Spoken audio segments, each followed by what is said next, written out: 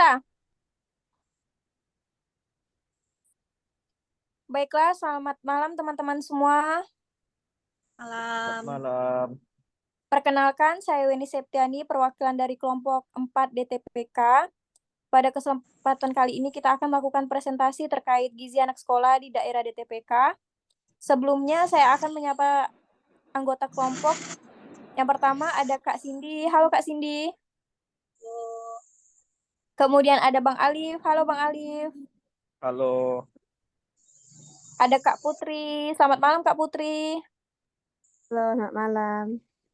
Kemudian ada Kak Ranisa. Halo Kak Ranisa. Halo. Kemudian ada Kak Tia. Halo Kak Tia. Halo. Dan yang terakhir ada saya sendiri.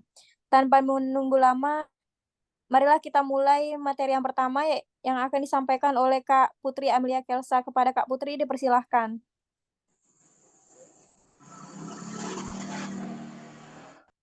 Anak sekolah usia 6-12 tahun mempunyai ciri khas selalu bertumbuh dan berkembang hingga menginjak usia remaja. Anak usia sekolah sedang mengalami perkembangan fisik, mental, emosi, dan sosial. Lanjut, Lip. Kedua, konsep dan prinsip gizi anak sekolah. Kelompok ini merupakan usia perbedaan dari anak-anak menjadi remaja. Kondisi penting yang berpengaruh terhadap kebutuhan zat gizi kelompok ini adalah pertumbuhan cepat memasuki usia pubertas, kebiasaan jajan, menstruasi, dan perhatian terhadap penampilan fisik khususnya pada anak perempuan.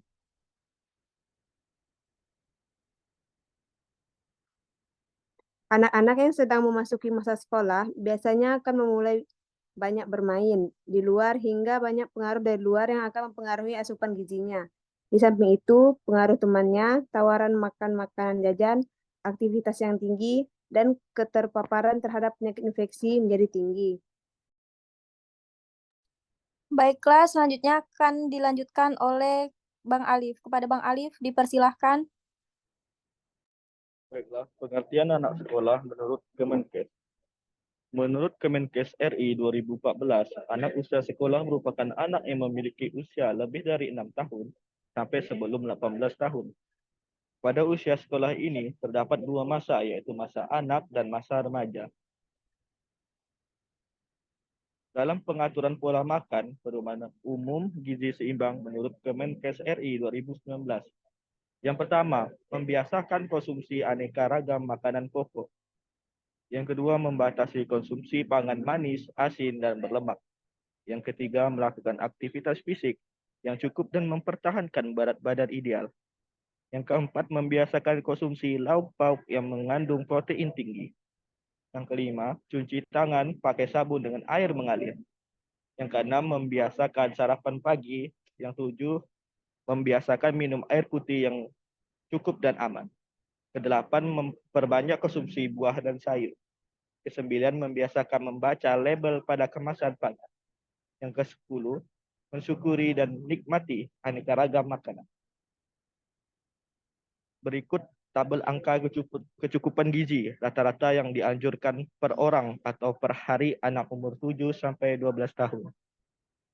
Pada golongan umur 7 sampai 9 tahun, berat badan 20 kg, tinggi badan 120 cm. Energi yang harus terpenuhi yaitu 1.800 kalori dan protein yang harus dipenuhi 45 gram. Untuk golongan umur 10 sampai 12 tahun, anak laki-laki berat badan 35 kg, tinggi badan 138 cm. Dan energi kebutuhannya 2.050 kalori. Untuk proteinnya 50 gram. Untuk golongan umur 10 sampai 12 tahun untuk anak perempuan yaitu 38 kg, untuk tinggi badan 145 cm, energi yang dipenuhi harus 2.050 kalori dan protein 50 gram. Baiklah, akan dilanjutkan oleh Kak Ranisa. Kemudian ada masalah gizi. Yang pertama ada kekurangan energi protein atau KEM. Yang kedua ada kekurangan vitamin A atau KFA. Yang ketiga ada anemia gizi besi atau AGB. Yang keempat ada gangguan akibat kekurangan iodium atau GAKI. Yang kelima ada obesitas. Yang keenam ada malnutrisi.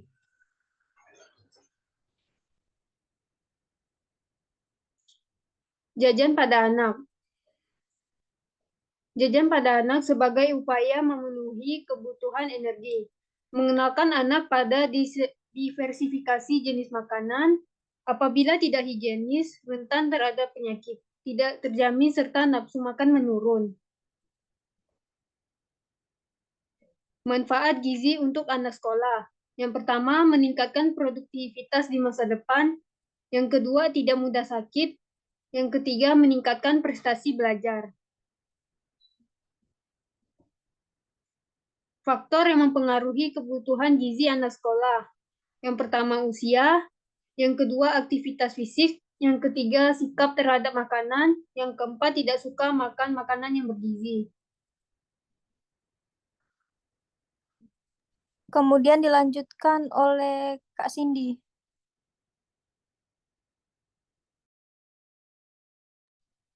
Pengaturan makan, cukup kalori, cukup lauk nabati maupun hewani. Tersedia sayuran hijau, sayuran ditumis untuk mempermudah penyerapan vitamin A, D, E, dan K. Komposisi makanan protein, sumber hewani, dan nabati.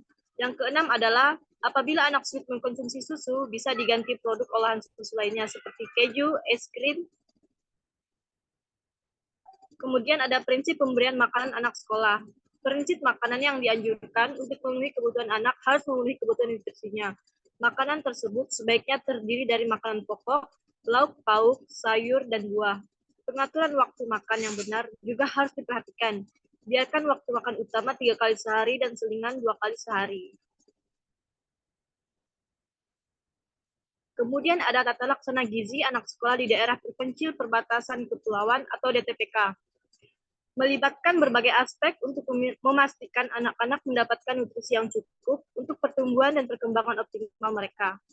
Beberapa langkah yang dapat diambil dalam mengelola gizi anak sekolah di daerah seperti ini, termasuk yang pertama adalah pemantauan situs gizi, yang kedua edukasi gizi, yang ketiga peningkatan akses terhadap pangan, yang keempat perbaikan infrastruktur, yang kelima pembentukan kebiasaan makan sehat, yang keenam monitoring dan evaluasi, yang ketujuh pengembangan sumber daya lokal, yang kedelapan keterlibatan masyarakat, yang kesembilan program pemberian makanan tambahan, yang kesepuluh kerjasama dengan pihak terkait.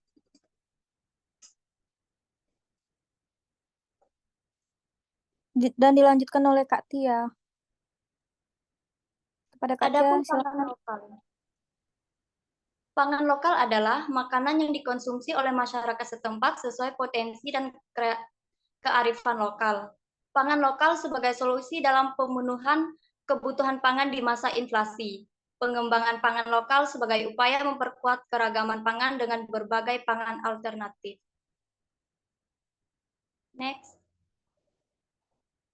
Adapun contoh bahan pangan lokal Indonesia yang memiliki potensi cukup tinggi antara lain, yang pertama ada ubi kayu, yang kedua ada ubi jalar, yang ketiga ada jagung, dan yang keempat ada talas. Baiklah, mungkin itu saja yang dapat kami sampaikan terkait gizi anak sekolah pada daerah DTPK. Apabila ada kekurangan, mohon dimaafkan. Terima kasih kepada kakak-kakak yang telah menyampaikan materi. Terima kasih juga atas partisipasinya. Saya tutup presentasi ini. Wassalamualaikum warahmatullahi wabarakatuh. Waalaikumsalam warahmatullahi wabarakatuh. Terima kasih.